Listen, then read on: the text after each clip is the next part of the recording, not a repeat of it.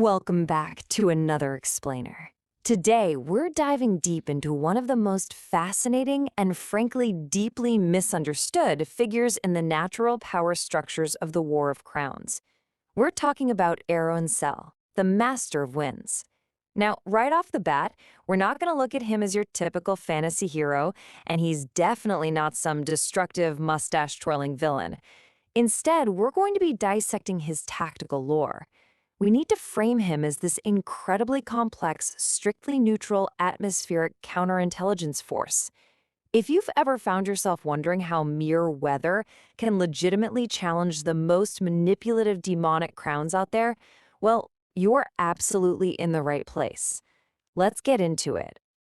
Here's a quick look at our strategic briefing for today.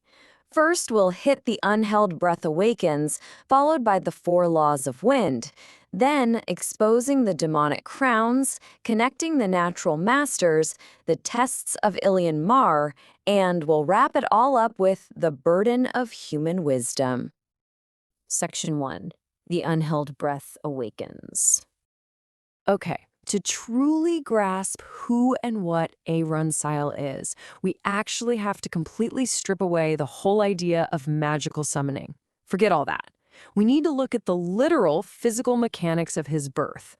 According to the oldest natural stories, he wasn't just, born from the sky. He was born from thermodynamics. When the first sunlight struck stone and the first shadow remained cool beneath it, that temperature differential created motion in the air.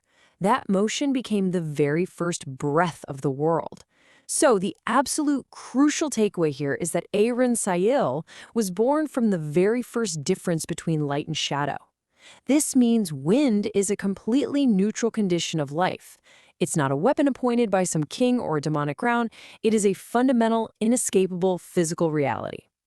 And because of this origin, Aerun Sael operates on a totally different axis of power. Think about demonic agendas for a second.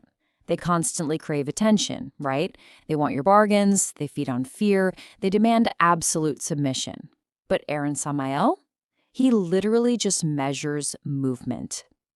This exact difference in how they measure reality is why demons cannot fully comprehend him. His power is atmospheric pressure, not fear. He absolutely does not care if you worship him, but he will, without fail, register the heavy, panicked breathing of a liar in a locked room. Because of his nature, he doesn't have a grand palace or traditional standing army. His court is known as the Unpinned. We're talking seed bearers, feather witnesses, dust scribes, and scent walkers. They are the ultimate, unseen surveillance network, made up of these tiny, natural elements that are already passing through enemy camps, completely unnoticed. I mean, think about it. A demon lord might confidently lock a secret, treasonous document in an impenetrable vault, completely forgetting that they can't hide the smell of the ink, they can't hide the heat of their own panic, or the displacement of dust in that room. The Unpinned catch all of it. Section 2. The 4 Laws of Wind. So, how does this actually work in practice? Well, Aerun Sael operates on 4 systematic, unbreakable laws: freedom, direction, pressure, and return. These act as direct tactical counters to deception. Let's look at pressure, for instance. He doesn't defeat enemies by blasting them away with massive tornadoes. Instead, he applies subtle physical pressure that makes sealed doors tremble, making lies physically difficult to speak. And then there's return, which is just brilliant. Every taken breath must be released. It's biological fact. Every shouted command, every secret whispered oath becomes disturbed air in the world. He remembers spoken things not as written records on a piece of paper, but as disturbed motion. It makes it literally impossible for demons to permanently hide their backdoor agreements. Section 3. Exposing the demonic crowns. When you put these forces side by side, it's a stark, irreconcilable contrast. Demonic agendas absolutely require a sterile environment to function. They need complete stillness, invisibility, and total secrecy. But the physics of wind actively disrupts silence and forces exposure. Aerun Sael's methods aren't even malicious. They're just the natural consequence of air moving into empty spaces. His pure neutrality is exactly what makes him so unbelievably lethal to creatures that rely entirely on controlling the narrative. Let's look at a specific, real-world, lore-world application of this. Take Baal, the first spirit. When Baal declared his doctrine, he demanded absolute, dead stillness from his invisible court. He wanted the atmosphere itself to basically confess his supremacy. But Aerun Sael just effortlessly applied the law of direction. A single minor banner in Baal's court began twisting toward the eastern doors. It proved a vital point. While Baal's magic could hide his physical body, there is absolutely no way to hide the atmospheric displacement of your own arrogance. The air still has to physically part and move around you. And it's not just the high crowns like Baal that have to worry. Against the lesser demons, the ones who manipulate human officials in the dark, the wind makes deception impossibly expensive. Aerun Sael constantly redistributes the physical evidence of their lies. Imagine a demon whispering conquest into a sleeping minister's ear. The wind just casually shifts the window latch and carries that exact whisper down the hall to a servant. It bends candle flames to point out hidden speakers in the dark. To lie successfully under Aerun Sael's attention, a demon has to simultaneously control every door, every breath, every speck of dust, and the very silence itself. Actually, scratch that. It's more than expensive. It's an absolute logistical nightmare for them. Section 4. Connecting the Natural Masters. Now, we've talked a lot about his role as a disruptor, but he is also the great connector. He serves as the vital courier between the other natural masters. When Orenvel's rivers or Sylvathest's forests need to convene in their shared councils, they have a big problem. They are geographically bound. A forest can't exactly walk over to a river, so they rely entirely on the infrastructure of the wind to carry their presence, their warnings, and their votes across the world. But, and this is a big but, even within this natural alliance, he remains strictly neutral. Wind is loyal only to motion. Because his allegiance is never static, it can definitely cause a bit of distrust among the other natural masters. But Aerun accepts this, forcing even his oldest allies to remain adaptable. If a forest or a river stagnates, the wind won't stay out of loyalty. It will simply move on.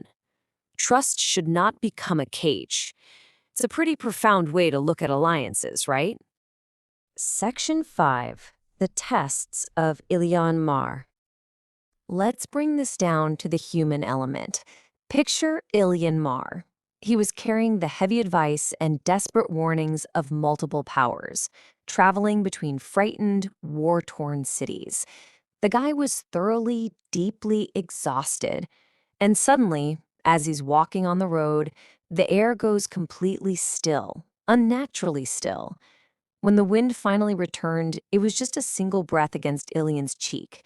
It wasn't there to offer some parasitic demonic bargain. It arrived to provide a tactical partnership, simply because Aerun Sael recognized the immense physical and mental burden of plain speech that Ilion was carrying all by himself. But the Master of Winds does not just hand over his partnership, he tests for wisdom. Aerun Sael tested Ilion with a trial of 3 distinct gusts. The first 2 were deeply emotional, bringing the voices of mocking, arrogant rulers, and then the agonizing cries of ignored people. He was checking to see if Ilion would break into petty anger or absolute despair. He didn't. But it's the 3rd minute that's so crucial. The empty, cold silence. Aerun Sael was showing Ilion that this empty silence is exactly what happens if a leader uses their power solely to prove themselves right, destroying everything around them until there is literally no one left alive to argue. It is a chilling lesson in leadership. And this realization leads into a true masterclass in elemental strategy. You see, Ilian carried a dangerous, volatile ember from the demon Belial inside him. Aerun Sael didn't try to extinguish it. Instead, he taught Ilian something called breath discipline. Think about it. Fire without air just dies completely. Fire with uncontrolled air, which is essentially unbridled human anger, blows up and becomes a catastrophe. But human anger, when it is fueled by wise wind, becomes a powerful signal. He taught Ilian not to let the wind blindly feed his internal fire, but to give that fire strict direction. Section 6. The burden of human wisdom. So this brings us to a really important question. If Aerun Sael is this incredible, omnipresent counterintelligence force, does his presence basically mean automatic victory for the good guys? The answer is a resounding, absolute no. As we've seen, Aerun Sael can violently slam shutters. He can carry the metallic smell of impending bloodshed right into a war room, and he can perfectly physically expose a demon's lies. But you know what he can't do? He cannot force humility onto an arrogant king. He can change the conditions around a decision, for sure, but he cannot make that decision for you. Ultimately, what you should take away from this explainer is precisely this hard reality. Aerun Sael is the ultimate neutral revealer of truth. He refuses ownership, he governs breath around fire, and he carries whispers to places they were never meant to go. But the final responsibility for human survival, that rests entirely on what we choose to do with that truth once it's revealed to us. So the provocative question I'm going to leave you with today is this.